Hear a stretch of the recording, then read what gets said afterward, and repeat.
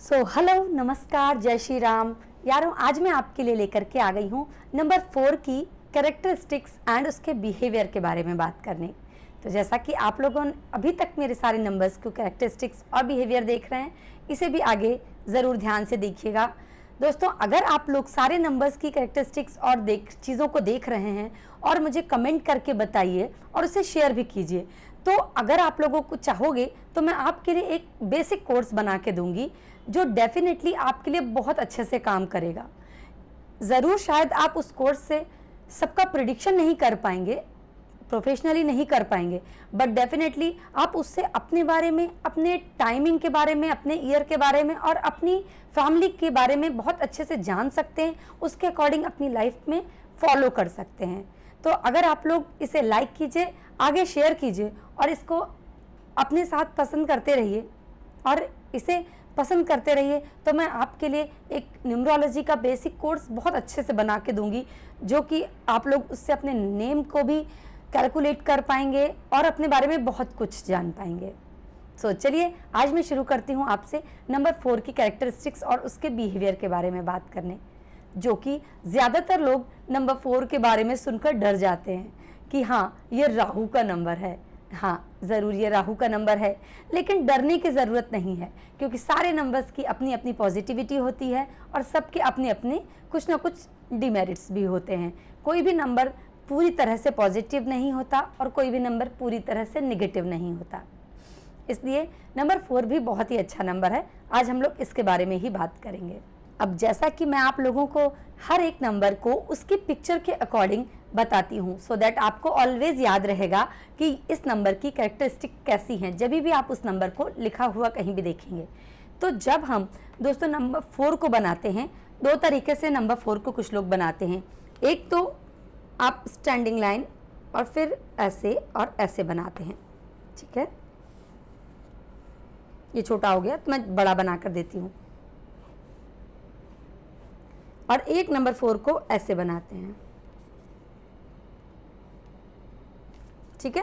ये दो तरह से हम लोग 4 बनाते हैं। अब आप लोगों से इस 4 के बारे में बात करते हैं, ठीक है। सो नंबर 4 को हम ऐसे बनाएं या ऐसे बनाएं। नंबर 4 में एक चीज़ को आप देख रहे हैं, ये लाइंस को कट करके बाहर जाता है। किसी भी 4 में ये लाइन को पूरा कट करके जाता है। तो नंबर 4 वालों में ये एक क्वालिटी भी होती है, पता है आपको, कि वो जल्दी किसी की बात से एग्री नहीं करते हैं। अगर ग्रुप में 10 लोग किसी भी बात पे टॉपिक पर बात कर रहे हैं, तो इसका मतलब ये नहीं है कि वो उसके साथ सबके साथ एग्री हो जाएंगे। वो उनकी बातों को कट करेंगे और अपना व्यू ज़रूर देंगे। वो सब बातों में ज़्यादातर एग्री नहीं होते हैं, उनके अपने थॉट होते हैं, उनके अपने व्यू होते हैं और वो उसके अकॉर्डिंग ही चलना पसंद करते हैं। वो जल्दी लोगों से इन्फ्लुएंस नहीं होते हैं, उन्हें कोई भी जल्दी चीज़ें इन्फ्लुएंस नहीं कर सकती हैं।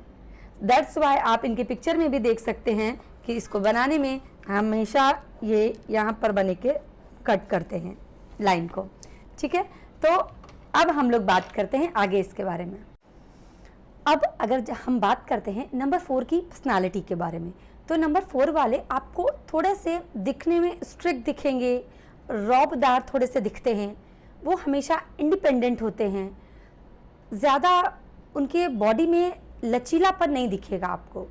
वो उनकी एक अलग ही टाइप की पर्सनालिटी आपको दिखेगी। अब अगर बात करते हैं उनके थॉट, उनकी पर्सनालिटी और उनके बिहेवियर के बारे में, तो सबसे पहले इस बारे में बात कर सकते हैं। सबसे पहले नंबर 4 के बारे में कहा जा सकता है कि वो रिजल्ट ओरिएंटेड होते हैं। उनका ये नहीं है कि वो काम कोई भी कर रहे हैं और उससे क्या रिजल्ट होने वाला है इस बारे में उन्हें नहीं पता। वो उस काम को ही करने में इंटरेस्टेड होते हैं या उस काम को ही स्टार्ट करेंगे जिसमें उन्हें पता होता है कि इतने टाइम पर ये रिजल्ट मिल जाएगा। वो विदाउट एनी पर्पस कोई भी काम नहीं करते हैं। उन्हें पहले आउटपुट पता होना चाहिए, देन वो उस चीज़ को स्टार्ट करेंगे। या ये कह सकते हैं कि पैसा लगाएंगे, किसी भी चीज़ में पैसा लगाना या इन्वेस्ट करने से पहले वो सोचेंगे कि इससे हमें आउटपुट कितना और कब कैसे मिलेगा, देन वो किसी भी काम को करेंगे। और साथ ही प्रैक्टिकल होते हैं, वो बहुत ही ऐसे नहीं, उनको बातों से कोई नहीं समझा सकता, उनको प्रैक्टिकल वे से हर चीज़ को पसंद है, वो प्रैक्टिकली हर एक चीज़ को एक्सेप्ट करते हैं, बहुत ज़्यादा इमोशनली हर एक चीज़ पर नहीं जाते हैं। उन्हें पता है ठीक है चीज़ें हैं ऐसी होनी चाहिए, बट हाँ the way you are doing ये ऐसा नहीं, ऐसा होना चाहिए। इस तरह से वो अपनी बातों को रखने वाले और प्रैक्टिकल अप्रोच होती है उनकी, हमेशा मैथोलॉजिकल होते हैं, उनको सारी चीज़ें सिस्टमैटिक वे से पसंद होती है। लॉजिकल माइंड होता है, किस चीज़ में क्या है तो क्यों है, ये इससे बनेगा तो क्या बनेगा, इस तरह से उनके माइंड काम करता है। तो इस वजह से ही मैं कहती हूँ आखिर क्या ही प्रॉब्लम है नंबर 4 में, वो सिस्टमैटिक हैं आज। और आजकल जिस टाइप की लाइफस्टाइल है तो डेफिनेटली उस टाइप के लोगों का होना बहुत इम्पॉर्टेंट है, और उनका माइंडसेट ये टाइम के लिए बहुत ही परफेक्ट है। जी हाँ, वो राहु का नंबर है, पर आप लोगों को पता है राहु हमेशा अच्छों के लिए अच्छा है और बुरों के लिए ही बुरा होता है। उसे एक ऑलवेज एक रॉबिन हुड की तरह कहा गया है।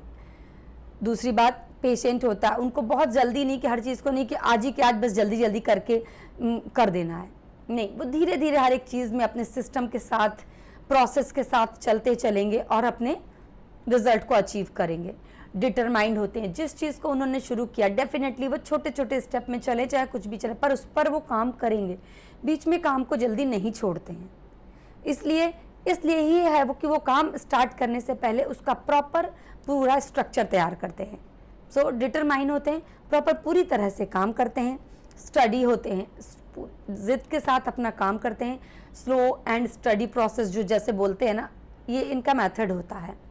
रिलायबल होते हैं, रिलायबल के सेंस में आप ये कह सकते हैं कि वो जल्दी तो किसी के साथ बहुत जुड़ते नहीं हैं, लेकिन अगर वो जुड़ते हैं तो वो किसी को चीट नहीं करते हैं जब तक कि उनका कोई नुकसान ना हो रहा हो। ये ध्यान रखना, अगर कहीं पर भी उनको ये दिखता है कि उनका कुछ नुकसान हो रहा तो डेफिनेटली वो बहुत जल्दी से पीछे हट जाए, बट ऐसे वो किसी को नुकसान नहीं पहुंचाते हैं, किसी के साथ चीट नहीं करने की कोशिश करते हैं, अपने ही हाथ के काम पर बिलीव करते हैं। जल्दी वो किसी के काम पर बिलीव नहीं करते, उन्हें नहीं विश्वास है कि कोई और काम उनका ठीक से कर देगा। वो ज़्यादातर कोशिश करेंगे कि वो अपना काम अपने हाथ से और अपने सिस्टम के अकॉर्डिंग ही करें, उनको किसी और का किया हुआ काम जल्दी पसंद नहीं आता है। इसलिए ही उन्हें ज़्यादातर कहा गया है ये परफेक्शनिस्ट होते हैं, परफेक्शन के साथ उन्हें काम करना पसंद है, परफेक्शन उनको अपने काम में दिखता है, इसलिए वो किसी और के कामों को जल्दी पसंद नहीं करते हैं। अपनी अकॉर्डिंग अपनी टाइमिंग सब कुछ सेट करते हैं, इतनी देर में ये चीज़ को फिनिश करना है, देन आफ्टर वो उस चीज़ को करते हैं। इसलिए हम लोग कहते हैं कि अगर किसी का बॉस नंबर 4 का है तो उसे थोड़ा डर कर रहना पड़ेगा, क्योंकि वो अपने एम्प्लॉयज़ के साथ काम कराने में बहुत स्ट्रिक्ट दिख जाता है। और ज़्यादातर वो ही बॉस ऐसे होते हैं जिनके एम्प्लॉयज़ कहते हैं कि अरे यार बहुत मुश्किल बॉस है। इसलिए बस थोड़ा सा इन्हें अपना बॉसी नेचर को थोड़ा सा कंफर्ट कर लेना चाहिए, बाकी ये अपने काम में हर एक चीज़ में बहुत परफेक्ट तरीके से चीज़ों को दिखाते हैं। अब अगर जब बात कर लेते हैं कुछ नेगेटिव पॉइंट्स की, तो इनमें कुछ प्रॉब्लम्स ये हो जाती हैं कि ये आर्गुमेंटेटिव हो जाते हैं, क्योंकि ज़्यादातर जल्दी किसी से एग्री नहीं करते हैं, तो अपनी बात को रखना और पूरी तरह से रखना, मतलब कभी कभार वो आर्गुमेंट्स में जल्दी शामिल हो जाते हैं, पर अपनी बात को वो रखेंगे। और ये सारा नेचर मैंने देखा ज़्यादातर जैसे जैसे उनकी एज बढ़ती है ये चीज़ें उनके ऊपर बहुत ज़्यादा इम्पोज होने लग जाती हैं कि वो बहुत ज़िद्दी हो जाते हैं। अब रिजिड और ज़िद्दी, स्टबन, आप जानते हैं कि अगर इन चीज़ों को पॉजिटिव सेंस में ले जाइए तो बहुत अच्छे हो जाते हैं, लाइक अपने करियर वगैरह में अगर कोई ज़िद्दी हो जाता है। बट अगर ये चीज़ें थोड़ा सा निगेटिव वे में काम करे कि नहीं ये ही सही है, तो जानते हैं कि आप ये प्रॉब्लम करती हैं, तो वो थोड़े स्टबन हो जाते हैं, आर्गुमेंटेशन में ज़्यादातर जल्दी फंस जाते हैं। कभी कभार लोगों को देख के जेलस भी होता है, उन्हें लगता है कि मैंने इतना कुछ किया, मैं इतना काबुल हूँ, पर मैं उन चीज़ों को नहीं पाया, ये पा गया है या है, तो उनको जेलसी हो जाती है। इस वजह से वो डिप्रेसिव हो जाते हैं, उनको डिप्रेशन भी जल्दी होने की उम्मीद होती है। अनइमेजिनेटिव होते हैं, वो बैठे बैठे किसी चीज़ को इमेजिन नहीं कर सकते, दैट्स वाई उनके लिए कहा गया है कि वो प्रैक्टिकल होते हैं।